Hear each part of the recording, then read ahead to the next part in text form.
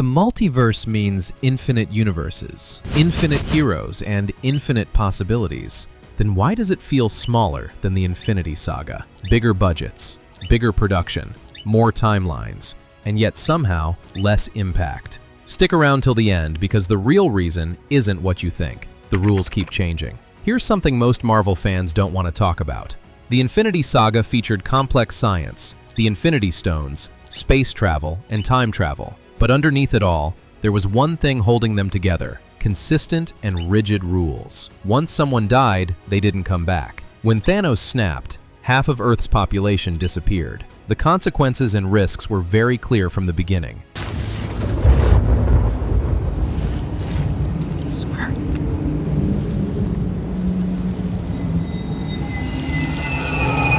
The Multiverse Saga? Not even close. In Loki, the multiverse works through branched timelines. If a character decides to time travel or change something they weren't supposed to, a new reality is created. When this happens, the TVA would capture him and prune the entire branched timeline. Here, time is sacred, or at least it was. Then, in Doctor Strange Multiverse of Madness, the rule suddenly deviates. We're introduced to the concept of multiversal travel through a punch by America Chavez. We're also introduced to the concept of dream walking, which shows that your dreams are actually windows into another universe. Finally, we were briefly introduced to the concept of incursions, also known as multiversal battle. This is the only thing that stayed consistent and would build towards other Avengers' Secret Wars. In Spider-Man No Way Home, the multiverse opens up because of a broken spell, and villains from other universes who died fighting Spider-Man were resurrected. No branches, no TVA interference, just a fractured incantation.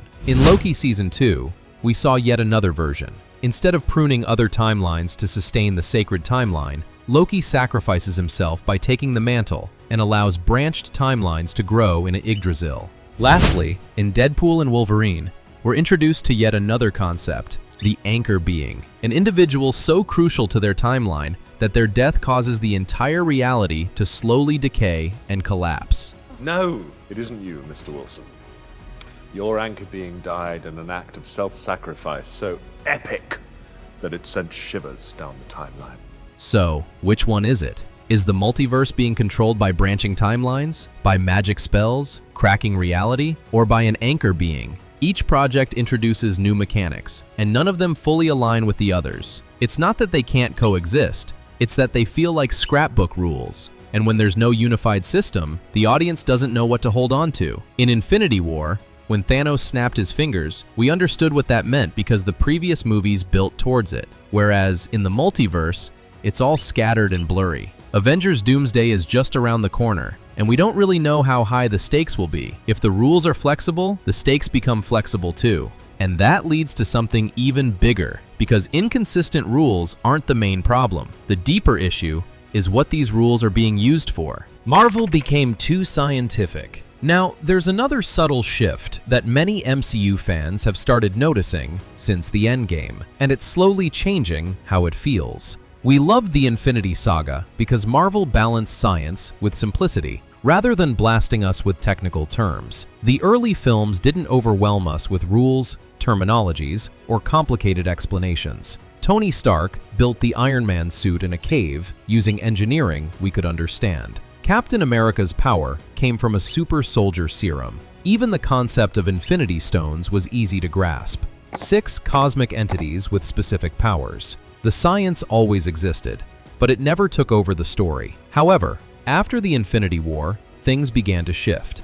And post-Endgame, it's even messier. Instead of straightforward ideas, we began getting concepts like quantum time travel, branched timelines, multiversal incursions, dream walking, etc., across different projects with their own sets of explanations. For casual viewers, it should feel like an entertaining movie, rather than a lecture on quantum mechanics or astronomy. Now, this doesn't mean Marvel should skip scientific explanations altogether. Instead, they should stop explaining every little detail in scientific terminologies, especially when it doesn't add much to the story. Nostalgia over consequences. Let's talk about something powerful, yet controversial. When Spider-Man No Way Home brought back Tobey Maguire and Andrew Garfield, theaters exploded, people cried, cheered, and it felt massive. But here's the thing, was that really scale?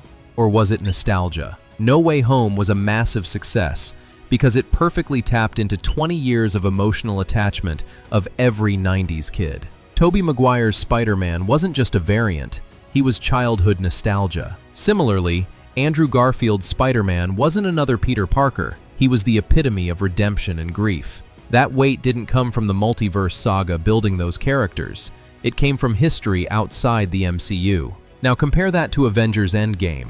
When Tony Stark outsmarts Thanos and snaps his fingers, that wasn't nostalgia. It was 10 years of rigorous and layered storytelling. 10 years of watching a genius, playboy, billionaire, philanthropist transform into a self-sacrificing hero for the greater good. Iron Man. The Infinity Saga laid its foundation brick by brick. Every movie added weight, and every sacrifice felt earned. Whereas the Multiverse Saga often introduces emotional payoffs that rely heavily on legacy and nostalgia, rather than internal buildup. And because they rely so much on nostalgia now, the stories are starting to feel like a highlight reel, rather than a journey. Infinity War felt because we knew how capable Thanos was, and what would happen if he got his hands on the 6 Infinity Stones. And Endgame felt massive because it completed the character arcs of our beloved Avengers. Ask yourself this question: if your favorite superhero dies today in the Multiverse Saga, would it hit you the same as Tony's or Natasha's sacrifice? Or would you think, it's okay, another version of him probably exists somewhere? And that brings us to the real structural problem. Death no longer means anything. This might be the most dangerous idea in superhero storytelling. Because if every character has infinite variants living in their own respective universes, then death becomes negotiable. In the Infinity Saga, when a character died, it had a strong impact on us because deep down, we knew he was never coming back. Kind of like real life. Even after the Avengers discovered time travel, they couldn't bring back Tony or Natasha because the universe didn't allow it. But in the Multiverse Saga, that logic shifts. Yes, they still can't bring someone back from death, but you can still have a version of him living on something like Earth 1000. If there are infinite variants of Spider-Man, Loki, and Doctor Strange, what makes them different? Yes, one could argue that each version is unique, but narratively, the existence of such variants lowers tension. The snap felt emotional because it erased characters and heroes we knew. It wasn't another version of him, it was truly him. Whereas in the multiverse, when someone dies, a thought creeps in. Is he really dead? Or would another variant replace him? Wolverine. There's still something even bigger that's making the multiverse feel smaller. It's the absence of a central emotional force. One clear villain versus fragmented threats. The Infinity Saga had one gravitational center that held it together. It wasn't Tony Stark, Bruce Banner, or any of the OG Avengers. It was Thanos. He wasn't just a villain who wanted to destroy the entire world. He was a looming presence, an entity with a clear goal and mission to bring balance in the universe. He was teased in post-credit scenes, about across movies, and feared long before he arrived. And by the time we reached Infinity War, we knew who the story was building toward.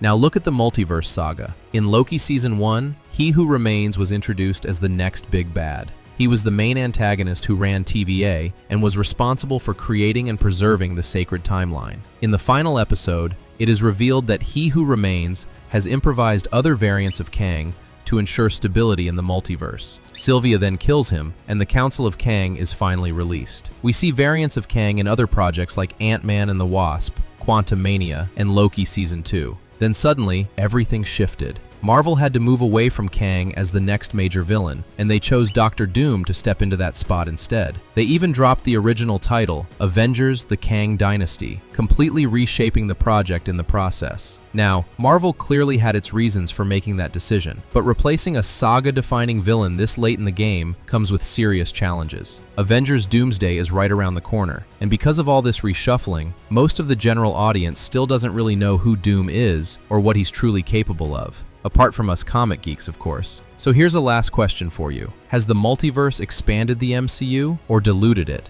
Comment down your answers below. If you enjoyed today's episode, then hit the like button and subscribe to the Multiverse Index for more Marvel and DC deep dives, comparisons, news, theories, and much more.